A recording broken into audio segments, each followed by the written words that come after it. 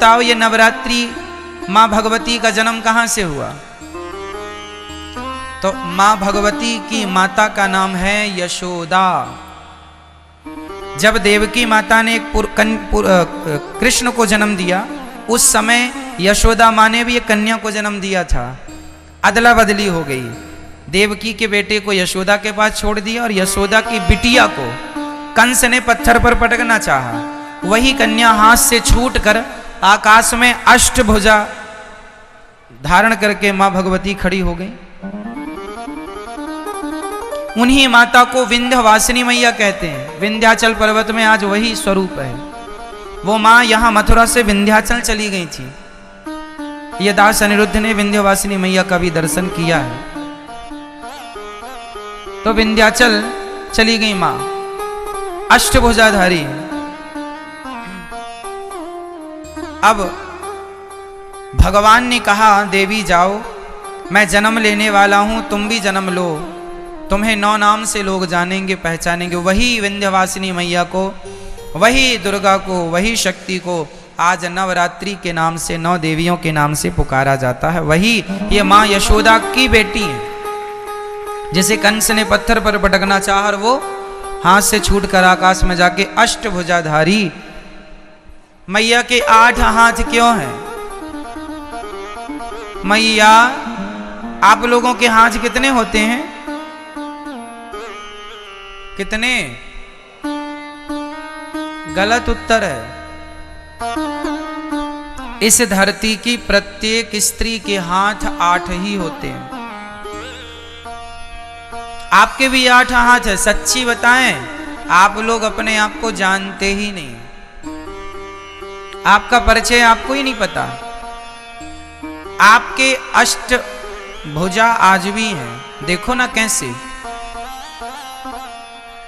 एक पत्नी अपने पति के लिए दोनों हाथ बढ़ाती है। पति कहे कि नाश्ता बनाओ, तुरंत पति ऑफिस जा रहा है, तुरंत नहा धो करके तैयार हो गई पति के पहले और नाश्ता बनाने लगी, चाय बना। तभी ससुर जी ने आवाज लगाई, अरे बहू, चश्मा कहाँ है? तुरंत नाश्ता को छोड़कर अपने पति की सेवा के लिए खड़ी थी, पर ससुर की आवाज पर दौड़ पड़ती है, ये ससुर जी, ये चश्मा आपका है। एक नारी को तभी उसके बेटे ने आवाज लगाई, माँ हमारा टिफिन कहाँ, हमारा बैग कहाँ? तुरंत माँ दौड़ पड़ती है अपने बच्चे के लिए, ये तेरा टिफिन है, ये तेरा बैग है, स्कूल जा। उसी समय बच्चे को स्कूल भेज रही है, उसी समय पति को दफ्तर भेज रही है, उसी समय ससुर जी को चश्मे और चाय की जरूरत पड़ी तो चाय भी बना रही है। एक समय में 4 काम कर लेती है स्त्री, इसलिए 4 काम करने वाली 8 हाथ से वो काम करती है।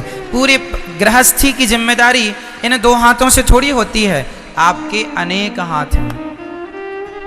2 हाथ से पति को, 2 हाथ से बच्चों को, 2 हाथ से सास ससुर को, और भी बहुत सारी जिम्मेदारियां स्त्रियों की होती हैं। घर की साफ सफाई से लेके घर की जिम्मेदारी, घर में राशन नहीं है, नमक नहीं है, हल्दी नहीं है, नमक तेल नहीं है, घी नहीं है। पुरुष को इसकी कोई जानकारी नहीं होती कि घर में शक्कर है, पत्ती है या नहीं।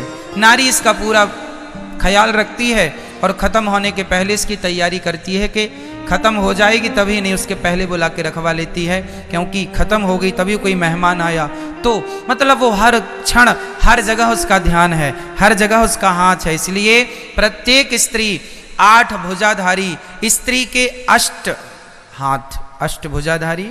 और बैठी किस पर है? अच्छा, 8 हाथ इसलिए भी हैं स्त्री के, अर्थात माता रानी के। कई लोग कहते हैं ये दुर्गा मैया के 8 हाथ क्यों हैं? अरे भाई, दुर्गा मैया के 8 हाथ इसलिए हैं क्योंकि दुर्गा माँ है। किस किस की माँ है? माँ सबकी माँ है। 4 बच्चों की। दुर्गा मैया के 4 बेटे हैं। माँ भगवती के कितने बेटे हैं? दुर्गा मैया मैं बोल रहा हूं तो दुर्गा में सभी माताएं आ गई। लक्ष्मी जी, सरस्वती जी, पार्वती जी, सब एक ही तत्व। इस बात को हमने कल समझाया था, अब एक ही बात को बार बार नहीं समझाएंगे। दुर्गा मतलब लक्ष्मी, दुर्गा मतलब पार्वती, कुछ भी शक्ति एक है। श्री मतलब लक्ष्मी, ठीक है। तो माता जी के हम 4 बेटे हैं। हम कितने भाई हैं? 4 भाई। कौन कौन से भाई? पहला भाई ब्राह्मण, फिर क्षत्रिय, फिर वैश्य, फिर शूद्र। हम 4 भाई हैं। 4 भाइयों में बड़े भाई कौन? ब्राह्मण, फिर क्षत्रिय, फिर वैश्य, फिर शूद्र। हम चारों एक ही पिता की, एक ही माँ की संतान है। माँ दुर्गा कहती हैं मेरे 8 हाथ इसलिए हैं क्योंकि ये हाथ मेरे नहीं, मेरे 4 बच्चों के ही मेरे हाथ हैं। ये 4 बच्चों को खड़ा किया जाए तो 8 हाथ होते हैं ना। और माँ कहती हैं कि तुम चारों ब्राह्मण, क्षत्रिय, वैश्य, शूद्र, तुम जिस दिन संगठित हो जाओगे उस दिन तुम शेर की भी सवारी कर लोगे। क्या मजाल किसी की कि तुम्हारी तरफ कोई आंख उठाकर देख ले, लेकिन तुम तो बटे हो ना आपस में, जातवाद में। इसलिए लोग आके हम पर हुकूमत करते हैं, हमें कहीं कोई लूट ले जाता है, कोई हमें गुलाम बना लेता है ना। आक्रांता के लूट गए, गुलाम बनाया। क्यों? क्योंकि हम लोगों को आपस में लड़ने की बीमारी है। हम लोग तो इस बात पे लड़ते हैं, अरे हम ब्राह्मण हैं, हम क्षत्रिय, हम वैश्य हैं, शूद्र हैं। अरे पगले, तुम चारों एक ही बाप की संतान हो। ये झगड़ा करने को कहा किसने? वेदों में तो कोई झगड़ा नहीं है। वेदों में तो ब्राह्मणोस्य मुखमासीद बाहु राजन्यः कृतः ऊरु तदस्य जत वैश्यः पदभ्यांगुं शूद्रो अजायत। एक ही वेद में एक ही जगह पर चारों की उत्पत्ति बताई है, एक से, श्रीमन्नारायण से, ब्राह्मण, क्षत्रिय, वैश्य, शूद्र। हम चारों एक हैं। कोई छुआछूत हमारे भारत में नहीं है, लेकिन आज के कुछ मूर्ख लोग छुआछूत की भावना भी रखते हैं। क्या भगवान श्री राम ने छुआछूत रखी शबरी माता से? शबरी माता भी तो कोल भीलों की बेटी हैं। क्या राम जी ने छुआछूत रखा? नहीं जी। जब भगवान छुआछूत नहीं रखते तो हम कौन होते हैं परमात्मा की मर्यादा का उल्लंघन करने वाले। इसलिए इंसानियत से प्यार करो, इंसानों से प्यार करो, जो सनातनी है उनसे प्यार करो, जो आपके अपने हैं उनसे प्यार करो, और एक दूसरे की तरक्की से प्रसन्न रहो। ये नहीं कि वो तरक्की क्यों कर गए तो आप जलने लग जाओ, कोई फायदा नहीं। हमें प्रसन्न रहना चाहिए कि हमारा अपना है। और जातवाद का जहर घोल दो मेरी माँ, अर्थात नष्ट कर दो जातवाद का जहर, खत्म कर दो। नहीं तो ये जातवाद का जहर घोल घोल के आपस में हम लोगों को लड़ा लड़ा के, और आक्रांताओं ने सोचिए कितने 100 वर्षों तक राज्य किया, 700 साल तक गुलाम रहा भारत। कुछ अंग्रेजों से, कुछ मुगलों से गुलामी की हमने। क्यों गुलामी की? क्योंकि वो यही कहते थे फूट डालो शासन करो। आपस में लड़ाते थे, हम लोग जातवाद पे लड़ते। बड़ा राजा, अरे मैं क्षत्रिय हूं, छत्री छत्री लड़ जाते थे आपस में। यदि भारत के राजा आपस में लड़े ना होते ना तो क्या मजाल किसी की कि भारत की तरफ आंख उठा के देख लेता। विडंबना तो ये थी कि हमारे अपने लोग लड़ते। झांसी की रानी पर अंग्रेजों ने जब कब्जा कर लिया, झांसी के किले पर, तो क्यों कर लिया? क्योंकि झांसी की रानी के अपने कुछ मंत्री गद्दार हो गए थे। उनने बता दिया कि यहां से आओ, ये तैयारी लो। जयचंद्र जैसे लोग यहां पाए जाते हैं। भारत में कहते हैं ना दूसरों से लड़ा जा सकता है मेरी मां, अपनों से नहीं लड़ा जा सकता। एक कुल्हाड़ी ने जंगल काटना शुरू किया तो एक पेड़ ने कुल्हाड़ी से कहा, अरे कुल्हाड़ी हमें क्यों काटती है, हमने तेरा क्या बिगाड़ा है? पेड़ ने, वृक्ष ने कुल्हाड़ी से कहा, अरे बहन कुल्हाड़ी तूने पूरा जंगल उजाड़ दिया, हमारे पुत्र पौत्रादि सारे बच्चों को तूने नष्ट कर दिया। कुल्हाड़ी बहन हमने तेरा क्या बिगाड़ा है, तू हमें क्यों काट रही है?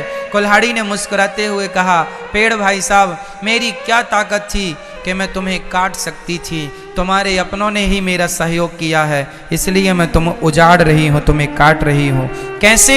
अरे कुल्हाड़ी में लकड़ी का हिस्सा होता है, देखा होगा, डंडा लकड़ी का। अरे जंगलों को काटने का किस्सा ही ना होता यदि कुल्हाड़ी के पीछे लकड़ी का हिस्सा ना होता। क्या बताएं, अपनों ने लूटा है हमें, गैरों में कहाँ दम था। मेरी कश्ती तो वहां डूबी जहां पानी कम था। अपनों ने बहुत कुछ बिगाड़ा है मेरी माँ। चलो कोई बात नहीं, पुरानी बातों को ना करें। अब हम प्यार से रहें, भाईचारे से मिलजुल के रहें। कोई जहर ना हो जातवाद का, ऊंच नीच का। प्यार से, इंसानियत के नाते सबसे रहो मिलजुल के। चलिए ठीक है। तो माँ भगवती कहती हैं तुम चारों जिस दिन एक, रामचरितमानस में भी ये बात लिखी है, जहाँ सुमति तहाँ संपत्ति नाना, जहाँ कुमति तहाँ विपत्ति निदाना। जहाँ सुमति, जहाँ एकता है, जहाँ संगठन है, वहाँ सब कुछ है। और जहाँ झगड़ा है, अरे झाड़ू भी यदि संगठित रहती है, झाड़ू के तिनके यदि संगठित होते हैं तो सारा कचरा साफ होता है, और झाड़ू बिखर गई स्वयं कचरा बन जाती है, स्वयं कचरा बन जाती है। इसलिए झाड़ू हर तिनके को संगठित रखती है। यदि झाड़ू का तिनका, एक भी तिनका यदि बिखर गया तो वो तिनका भी कचरा ही कहलाएगा। सही है? आप जब तक संगठित हैं तब तक सुरक्षित हैं। बिखर जाओगे तो कोई भी, कहावत तो सुनी होगी, एक लकड़ी को कोई भी तोड़ सकता है, लकड़ी के पूरे गट्ठे को कोई तोड़ नहीं सकता। संगठन तो लकड़ी के गट्ठे की तरह है। कोई क्या मजाल किसी की कि कोई आगे बढ़ के तुम्हें देख सके। संगठित रहो। कौन कौन संगठित रहे? बोल के बताओ, कौन कौन? ब्राह्मण, क्षत्रिय, वैश्य और चारों एक पिता की संतान है। सबको गले से लगाओ। राह में आए जो दीन दुखी, सबको गले से लगाते चलो। प्यार से रहो, बहुत जरूरत है इस प्यार की मेरी माँ। पता नहीं लोग क्यों झगड़ा करते हैं, बात बात पर विवाद करते हैं।